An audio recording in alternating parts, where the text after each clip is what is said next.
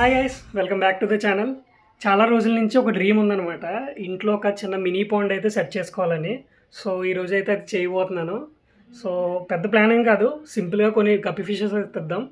ఒక ఇంటి దగ్గర ఒక కంటైనర్ ఉంది, సో దాంట్లో వాటర్ ఫిల్ చేసి ఒక పాండ్ లాగా అయితే సెటప్ చేద్దాం. అండ్ ఆల్సో ఇప్పుడు మా ర్యాబిట్ జూలియట్గా అయితే ఇంజెక్షన్ చేయించడానికి వెళ్తున్నాను అనమాట. సో అలా వెళ్ళినప్పుడు కొన్ని ఫిషెస్ అయితే కొన్ని తీసుకొద్దాం, ఇంకా పాండ్ సెటప్ అయితే చేసేద్దాం. సో వీడియో అయితే ఇంట్రెస్టింగ్ ఉంటుంది, లాస్ట్ వరకు చూడండి. మీరు ఇప్పటివరకు ఛానల్ని సబ్స్క్రైబ్ చేసుకోకపోతే కనుక తప్పకుండా సబ్స్క్రైబ్ చేసుకోండి. సో వీడియోలోకి ఎదిగిపోదాం, చలో. జూలియట్ని ఇప్పుడు బయట తీసి హాస్పిటల్ తీసుకెళ్ళడం పెద్ద టాస్క్. నేను గేట్ తీసానంటే దానికి ఖచ్చితంగా డౌట్ వచ్చేస్తుంది. చూడండి, గేట్ తీసినా సరే బయటికి రాదు. నేను బాస్కెట్ తీయడం చూసేసింది, వెనక్కి వెళ్ళిపోయింది వెంటనే. చూడండి, ఇప్పుడు ఎంత పిలిచినా సరే బయటికి రాదు. ఎప్పుడు హాస్పిటల్ తీసుకెళ్ళినా దీంతో ఇదే పంచాయతీ. ఏం చేసినా సరే బయటికి రాదు, మూలకెళ్ళి కూర్చుంటుంది. ఇంకా లాస్ట్కి చేసేదేం లేక నేనే బలవంతంగా దాన్ని బయటికి తీయడానికి ట్రై చేస్తాను. చూడండి, ఫస్ట్ అయితే చాలా ఇబ్బంది పెడుతుంది, బయటికి రాదు. మెల్లగా చెవులు పట్టుకొని బయటికి తీద్దామని చూస్తే దాని గోరులతో అయితే రెక్కేస్తుంది. చూడండి, బయటికి తీస్తున్నప్పుడు దాని గోరుతో ఎలా రెక్కేస్తుందో.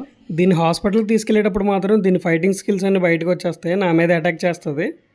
ఇంకా లాస్ట్కి గట్టిగా పట్టుకొని చెవులు పట్టుకొని మళ్ళీ ట్రై చేసింది నన్ను రెక్కేయడానికి, కానీ మెల్లగా బయటికి తీసాను.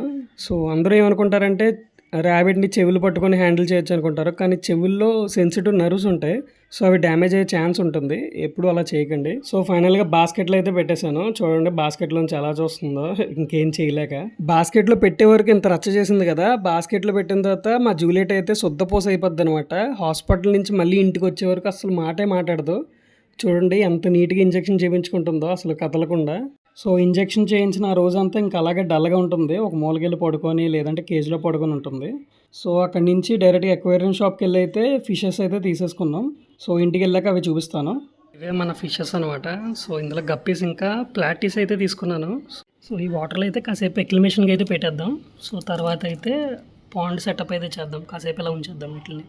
సో ఫిషెస్ని అయితే ఎక్లిమేట్ చేసుకున్నాం కదా, సో ఇప్పుడైతే వాటర్లో రిలీజ్ చేసుకొని టబ్లో అయితే రిలీజ్ చేద్దాం. మాకైతే ఆక్వాటిక్ ప్లాంట్స్ అయితే ఎక్కడ దొరకలేదు, సో అందాక ప్లాస్టిక్ ప్లాంట్స్ ఉన్నాయి, వాటితో మేనేజ్ చేద్దాం. తర్వాత ఎక్కడైనా దొరికినప్పుడు తెచ్చి ఆక్వాటిక్ ప్లాంట్స్ వేసుకుందాం. ఇప్పుడు ఈ ఫిషెస్ని ఒక్కొక్కటిగా బయట తీసి బకెట్లో వేసుకుందాం.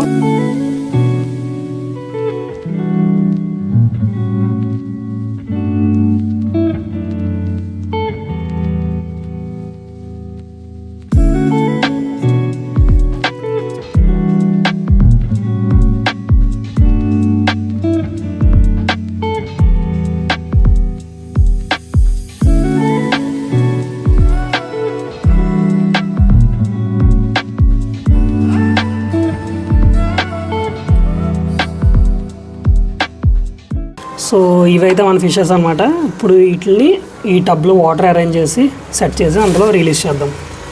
పాండ్ని అయితే ఇలా సెట్ చేసాం అనమాట, ఇక్కడ చెట్ల కింద. సో గ్రీనరీ కూడా ఉంటుందని, అందాక మన దగ్గర ఎలాగో ప్లాంట్స్ లేవు కాబట్టి. సో ఈ ఫిషెస్ అన్నింటిని ఇప్పుడు ఇందులో విడిచిపెట్టేద్దాం. అందాక ఈ ఆర్టిఫిషియల్ లిల్లీస్ అనేది ఇందులో వేద్దాం.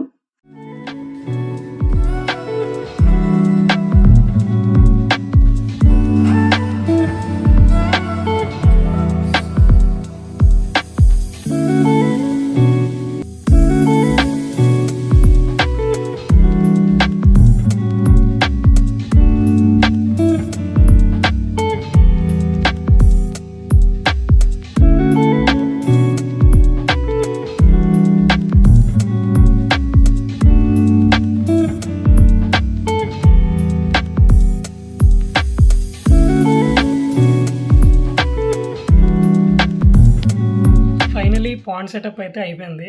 మీకైతే నచ్చింది అనుకుంటున్నాను. నచ్చితే ఖచ్చితంగా లైక్ చేయండి. తర్వాత ఇందాక జూలియట్ని ఇంజెక్షన్ చేయించాం కదా, అది ఇప్పుడు ఏం చేస్తుందో చూడండి. కిందకి వెళ్ళి నీట్గా క్యారెట్ తింటుంది. ఈ రోజంతా ఇంక అక్కడే ఉంటుంది. సో ఇంజెక్షన్ చేసాం కదా, కొంచెం లేజీగా ఉంటుంది, సో పడుకుంటుంది అనమాట. సో ఆడావిడేం చేయదు, క్యారెట్ తింటుంది నీట్గా.